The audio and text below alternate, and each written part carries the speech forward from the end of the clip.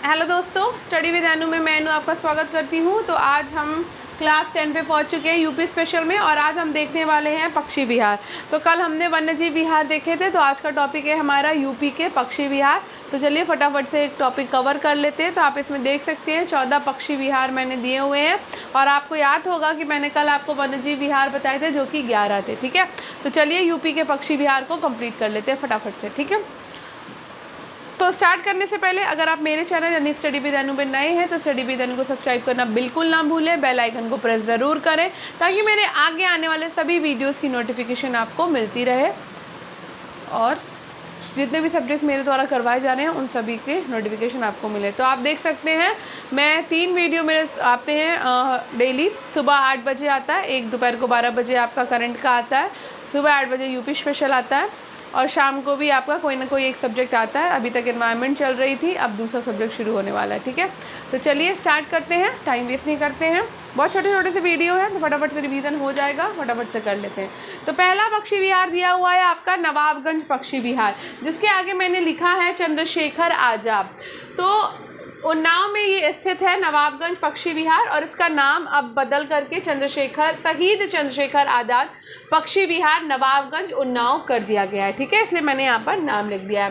तो आपको ये पता ही चल गया कि ये कहाँ पर है। तो ये है आपका उन्नाव ज़िले में। ठीक है, यूपी के उन्नाव ज़िले में है नवाबगंज चंद्रशेखर पक्षी विहार, जिसकी स्थापना हुई थी 1984 में, और इसका क्षेत्रफल मैं बता दूँ तो 2.25 क्षेत्रफल है इसका वर्ग किलोमीटर के हिसाब से। ठीक है, अब बात करते हैं समस्तपुर पक्षी विहार की। तो समस्तपुर पक्षी विहार है आपका रायबरेली में, जिसकी स्थापना हुई थी 1987 में। ठीक है, और मैं आपको ये भी बता दूं कि 1987 में, ठीक है, पहले ये बता देती हूँ, और ये है हमारा 8, इसका क्षेत्रफल है 8। ठीक है, 8। नवाबगंज चंद्रशेखर आज़ाद जो पक्षी विहार है वो सबसे पहला पक्षी विहार है और सबसे पुराना पक्षी विहार है। तो मैंने उसी तरफ से क्रम दिया जिस तरफ से इनकी स्थापना हुई है। ठीक है, अब बात करते हैं लाख बहोशी की। तो लाख बहोशी पक्षी विहार सबसे पहले मैं बता दूं सबसे बड़ा पक्षी विहार है ये। ठीक है, सबसे बड़ा पक्षी विहार है आपका लाख बहोशी पक्षी विहार। ठीक है, और ये है आपका कन्नौज में, और इसकी स्थापना हुई थी 1988 में। ठीक है, तो इसका क्षेत्रफल देख लेते हैं। तो इसका क्षेत्रफल है 80.23। ठीक है, अब बात करते हैं सांडी पक्षी विहार की। तो सांडी पक्षी विहार आपका हरदोई में है, और इसकी स्थापना हुई थी 1990 में। ठीक है, और ये है आपका 3.9 का क्षेत्रफल है। ठीक है, अब बात करते हैं पार्वती अर्गा पक्षी विहार की, जो कि गोंडा में है, और ये 1990 में ये भी स्थापित हुआ था, और इसका जो क्षेत्रफल है वो है आपका 10.8। ठीक है, 08। ठीक है, अब बात करते हैं समान पक्षी विहार की। समान पक्षी विहार आपका मैनपुरी जिले में है, और ये भी आपका 1990 में स्थापित है। ठीक है, और इसका जो वो है क्षेत्रफल वो है 5.26। ठीक, अब बात करते हैं पटना पक्षी विहार की। तो पटना पक्षी विहार आपका एटा ज़िले में है, और ये भी आपका 1990 में स्थापित है, और इसका क्षेत्रफल है 1.11। ठीक है, बखीरा पक्षी विहार आपका संत कबीर नगर में है, और ये भी आपका जो है संत कबीर नगर में, ये भी आपका जो है 1990 में स्थापित है, और इसका क्षेत्रफल है 28.94। ठीक है, अब बात करते हैं ओखला पक्षी विहार की। तो ओखला पक्षी विहार आपका गौतम बुद्ध नगर में है। ठीक, और इसका जो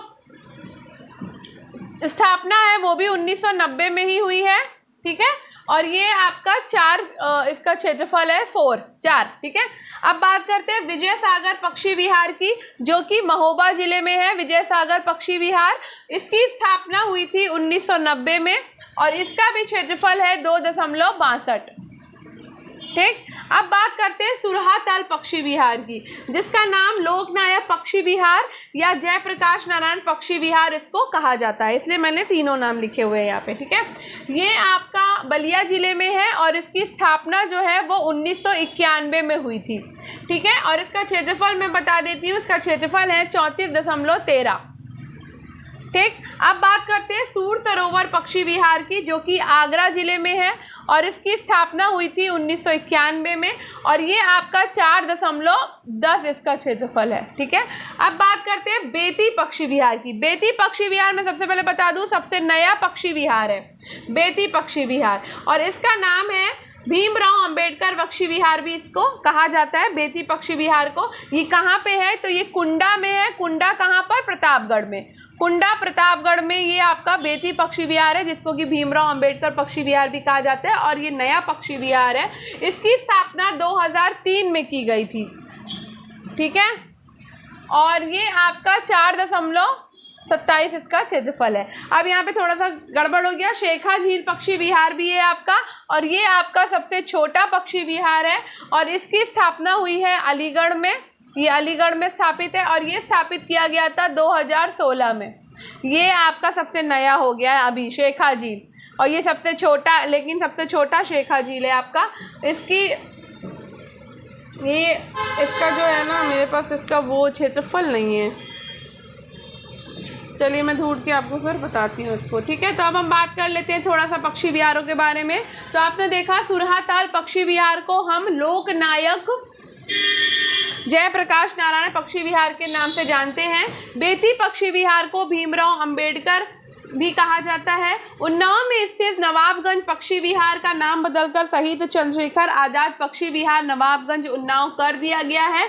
अब बात करते हैं सबसे पहला पक्षी विहार कौन सा है, तो सबसे पहला पक्षी विहार आपका यही वाला है, नवाबगंज चंद्रशेखर आजाद पक्षी विहार, जो कि कहाँ पर है? उन्नाव में है, 1984 में स्थापित। सबसे पुराना पक्षी विहार बात करी जाए तो वो भी आपका कौन सा है? यही वाला है पुराना, नवाबगंज पक्षी विहार चंद्रशेखर आजाद पक्षी विहार, जो कि उन्नाव में है, 1984 में स्थापित है। सबसे नया पक्षी विहार है आपका बेती पक्षी विहार। ठीक है, फिलहाल अभी तो शेखा झील होगा 2016 के हिसाब से। ठीक है, अगर बेती आए तो आप बेती लगा सकते हैं, नहीं तो आप शेखा झील। शेखा झील आपका अलीगढ़ में है और बेती आपका कुंडा प्रतापगढ़ में है। ठीक है, अब बात करते हैं सबसे बड़े पक्षी विहार की। तो सबसे बड़ा पक्षी विहार है आपका लाख बहोसी पक्षी विहार, जो कि आपका कन्नौज में है और 1988 से स्थापित है ये। ठीक है, अब बात करते हैं सबसे छोटे पक्षी विहार की। तो सबसे छोटा पक्षी विहार है आपका पटना। इसके हिसाब से, मेरे हिसाब से तो शेखा झील है, यहाँ पर पटना दिया हुआ है तो हम ये थोड़ा सा देख लेते हैं। पटना पक्षी विहार काला हिरण संरक्षण केंद्र है गभा। अब थोड़ा सा मैं इसमें थोड़ा ना आपको वो बता देती हूँ, कुछ इसमें चीज़ें हैं और वन्य जीवों से संबंधित कार्यक्रम है। मैं इसमें भी इसी वाले वीडियो में इसको ऐड कर देती हूँ। ठीक है, तो मैं आपको यहाँ पे वन्य जीवों से संबंधित कार्यक्रम भी बताने वाली हूँ। तो कुछ पॉइंट्स हैं और यूपी में आपके प्राणी उद्यान हैं 3, शायद मैं इसके बारे में बता चुकी हूँ, लेकिन फिर भी आप एक बार वर्बली सुन लीजिए। यूपी में 3 प्राणी उद्यान हैं। लखनऊ का चिड़ियाघर है जो कि 1921 से स्थापित है और इसे Prince of Wales Zoological Garden था पहले इसका नाम। 2001 में इसका नाम बदलकर लखनऊ प्राणी उद्यान कर दिया गया।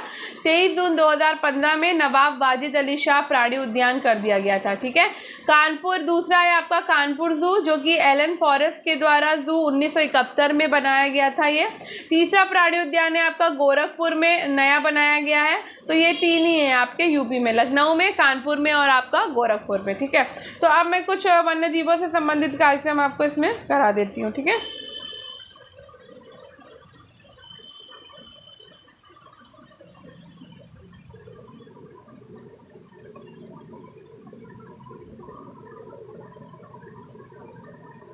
या फिर पता नहीं मैंने साथ करा चुकी हूँ क्या, मैं आपको, मुझे याद नहीं आ रहा।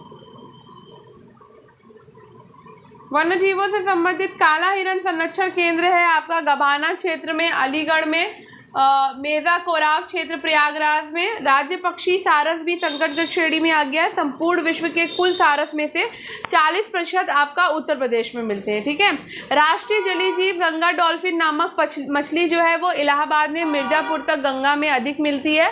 मिर्ज़ापुर प्लस सोनभद्र जिले में मिलती है और स्थानीय भाषा में डॉल्फिन को सूसू कहते हैं। ठीक है, वन्य जीवों से संबंधित कार्यक्रम आप एक बार रिवाइज कर लीजिए, शायद मैं करा चुकी हूँ। ठीक है, लुप्त प्रजातियों का प्रजनन केंद्र कुकरैल वन लखनऊ में 1984 और 85 में स्थापित हुआ।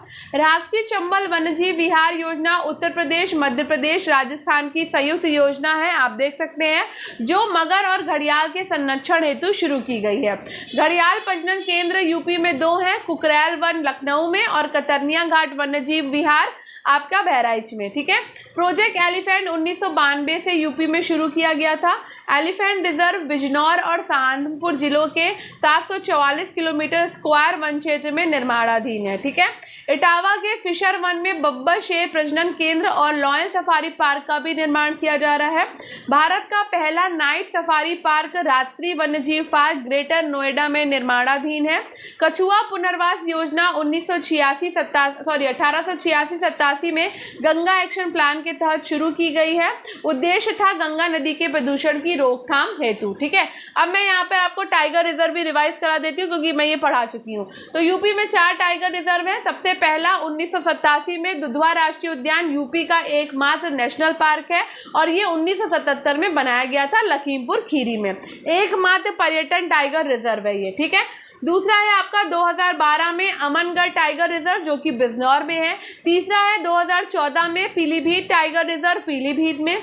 चौथा है आपका 2022 में रानीपुर टाइगर रिजर्व, चित्रकूट में। अब कुछ फैक्ट्स बता देती हूँ। तितली पार्क आपका लखनऊ में और कानपुर में है। वन्यजीव प्रशिक्षण केंद्र आपका लखनऊ इटावा में है। मयूर संरक्षण केंद्र आपका वृंदावन मथुरा में है। यूपी का पहला हाथी रिजर्व सहारनपुर बिजनौर में 2009 में स्थापित हुआ था। दूसरा हाथी रिजर्व 2022 में पीलीभीत दुधवा में स्थापित है। हरित पट्टी विकास योजना 2012-13 से चल रही है। वृक्ष बंधु पुरस्कार योजना 2007-8 में से शुरू किया गया है, के सहयोग से चल रही है। यूपी वानिकी परियोजना 19 मार्च 1998 से वर्ल्ड बैंक के सहयोग से चल रही है। तो ये कुछ फैक्ट थे जो मैंने आपको वर्बली बता दिए हैं। ठीक है, अब आई होप आपको ये वीडियो पसंद आया होगा। तो अगर ये वीडियो अच्छा लगा हो तो वीडियो को लाइक करिए, शेयर करिए, स्टडी विद अनु के साथ कनेक्टेड रहिए। स्टडी विद अनु को सब्सक्राइब करना बिल्कुल ना भूलिए। तो मिलते हैं कल एक नेक्स्ट वीडियो में, तब तक के स्टडी विद अनु के साथ कनेक्टेड रहिए। धन्यवाद।